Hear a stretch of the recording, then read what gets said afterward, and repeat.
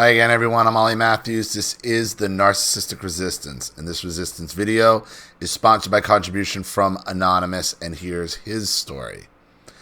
Back in 2015, I went through the process of learning what the nature of my narc dad was while maintaining my sanity, as the abuse only came to light after I had a horrific accident giving me a chronic medical condition. After slipping and falling in a thunderstorm and hitting my head and back around my sphincter muscle, ABL, and walking with a limp for several months, my eyes were sensitive to light for over a year and had to suffer living in my dad's house that the kitchen was so dirty that would give people a bad thought that could be smelled in the air after 2 minutes of being in it and feeling of shards in my chest. I tried to separate my own kitchen equipment and such and tried to keep it clean and separate from my dad's stuff and my brother, who recently had a sex change, so now he's my sister.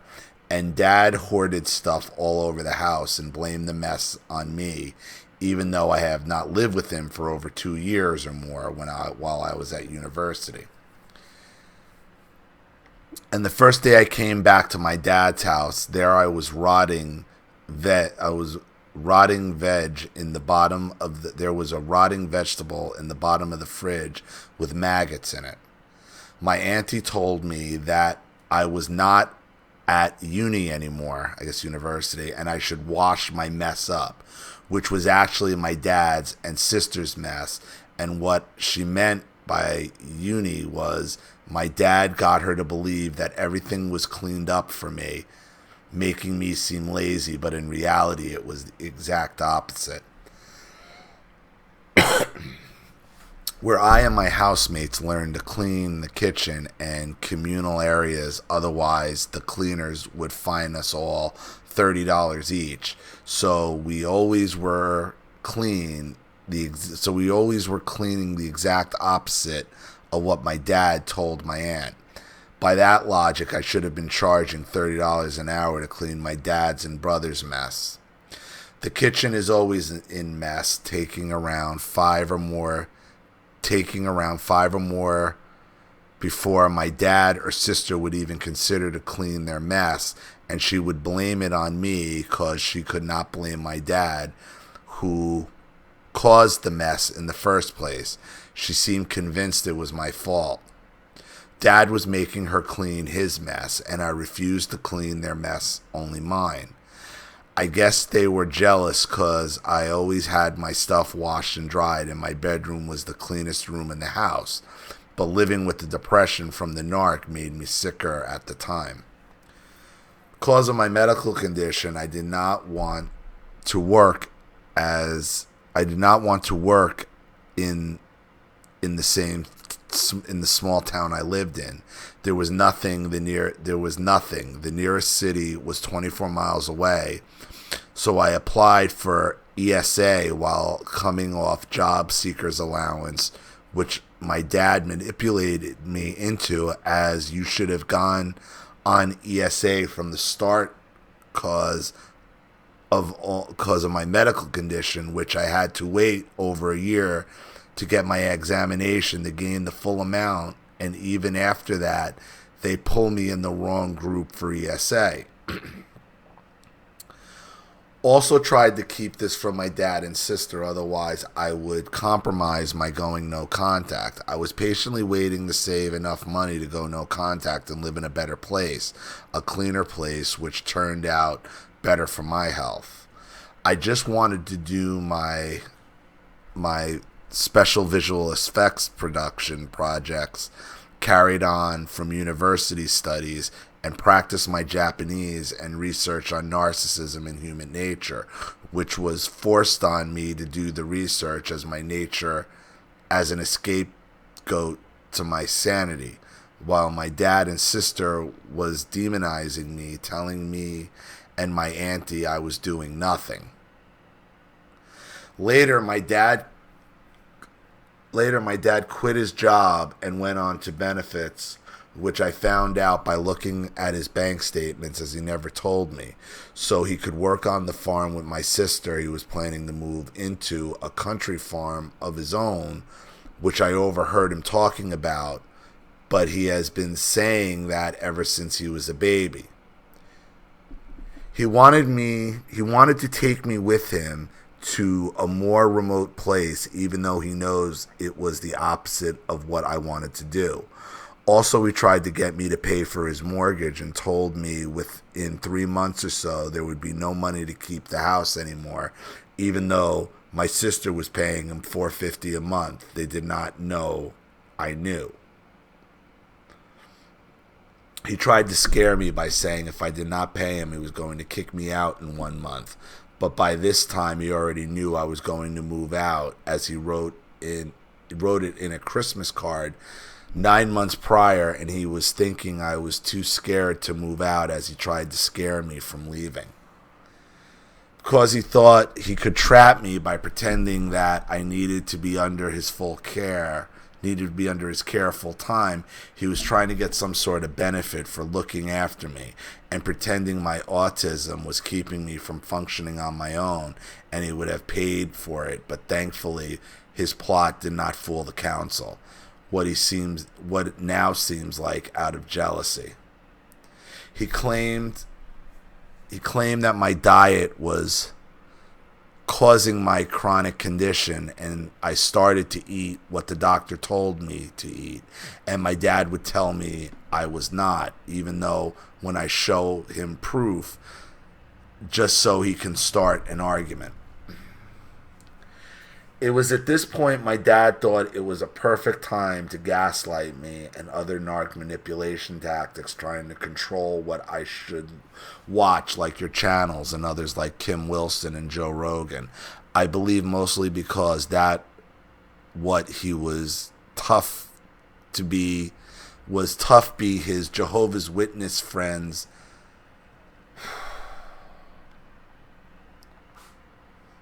I believe mostly because that what he was tough be his Jehovah's Witness friends brainwashed him to believe, which I now know are a narcissistic cult. Even though he says he does not see them anymore, they still come around and put secret messages in their magazines for him. They thought I would not notice. The only reason my dad sees them because my mom divorced him in 2006 and he has little to no friends. On the way back from the doctors, I went for my endoscopy at the city Peterborough. A 24-mile drive I was still a little drowsy from the anesthetic. He drove past the house his Jehovah's Witness friends lived in, this small village, which takes longer to get home that way. He stated something I can't remember, but I muttered under my breath, I wish God would send a mentor to blow up that house. I spent 2 years, up to December 2017, when I first went no contact and survived gaslighting and triangulation from my dad and brother, also my auntie. I started hanging up a Keck flag my dad and brother can see through my bedroom window, but never asked me about it.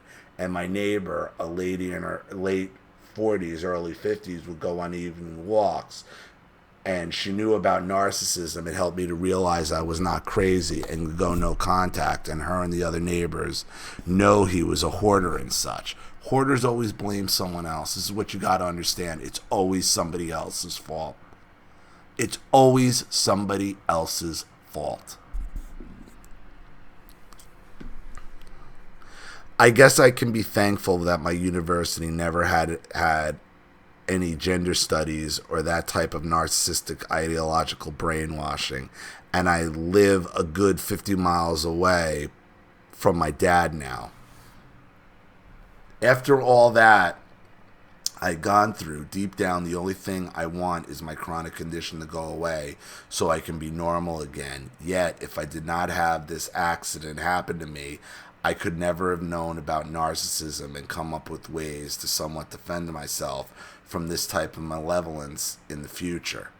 Even though I am now way healthier and in much more stable environment, the fact that I have ABL, I cannot help but wonder if it was my dad's wish for me to have this medical condition caused by the accident, like he cursed or something, that it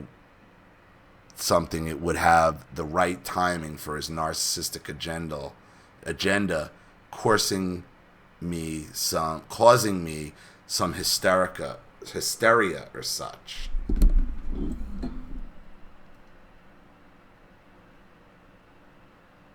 I have achieved some interesting things while going no contact, like managing to get a 0% score on the narcissistic privilege test from an old saying that goes, "You will find what you are looking for in the least likely place you want to look."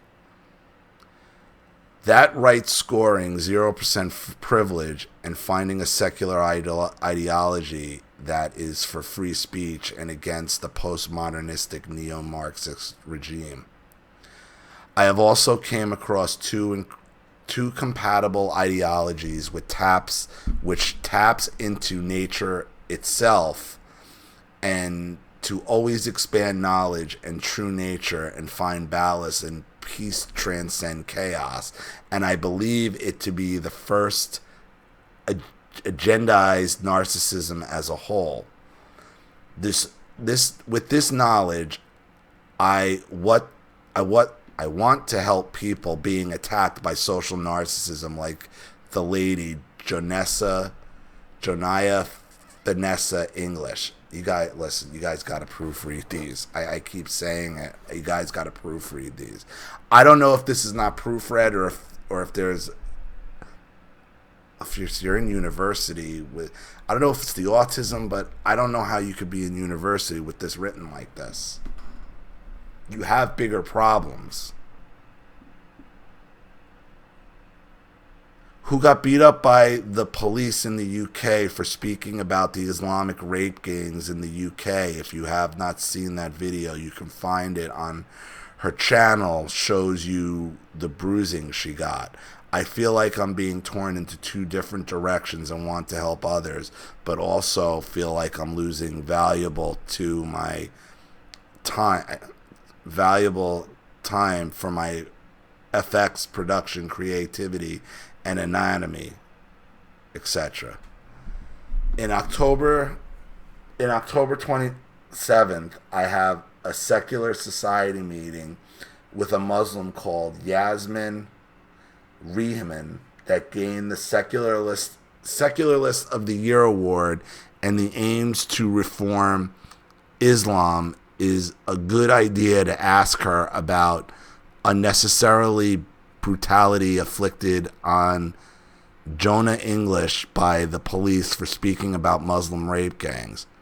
P.S. Your feedback is, to be honest, I don't know what any of that says. Like, I know it's about Muslim rape gangs, and your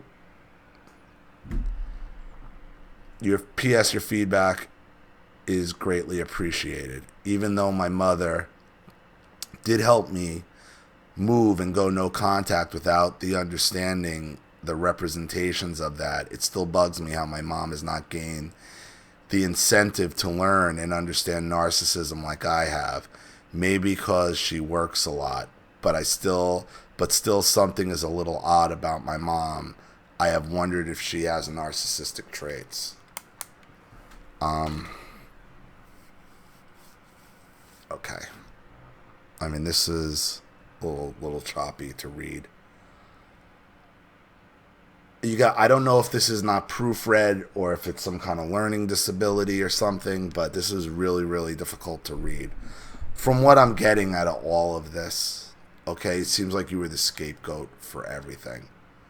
And you grew up in a hoarded house, being blamed for the hoarding, and it had nothing to do with you. I don't know.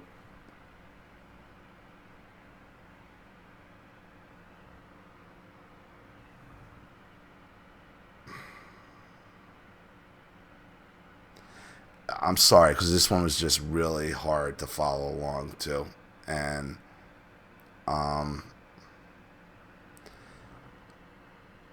like, I'm not picking on you for that, because I don't know. I don't know if it's a language barrier or whatever. It doesn't state that there was a language barrier. But, you know, if you're in college and university and this is your writing, I don't understand. And again, I'm not saying this to pick on you. I'm not. It's just I'm trying to give you, because you're clearly being abused by your family. And you need to figure out how to get them all out of your life, because they're going to blame you for everything. If you don't cut them out, you will be blamed for everything that goes wrong in their life. Everything. So, I hope that helps. I'm sorry this was a little choppy, but it was kind of a difficult read. So, I hope it helps. Thank you for your contribution and your story. Let me know what you think. Thank you to everybody watching.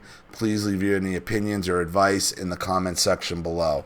And again, if you want your story read on the channel, you have a topic you'd like me to cover, a narcissist you'd like to expose, you'd like to set up Skype, a phone call, have a private video made, or a Facebook live chat, or you'd like to sponsor a video like this for someone who needs help and can't afford it, or just make a contribution to the channel in general to keep it supported, growing, and successful, because this channel survives 100% on contributions from all of you. Without you guys, all this goes away. So if you like what you see here and you want to see more videos like this, you know what to do with the PayPal and email links in the description box. Also, please like and share this video wherever you can. Subscribe to my channel if you haven't. And be sure to click the subscription bell to be notified of all my video uploads. I'm Ollie Matthews. This has been the Narcissistic Resistance.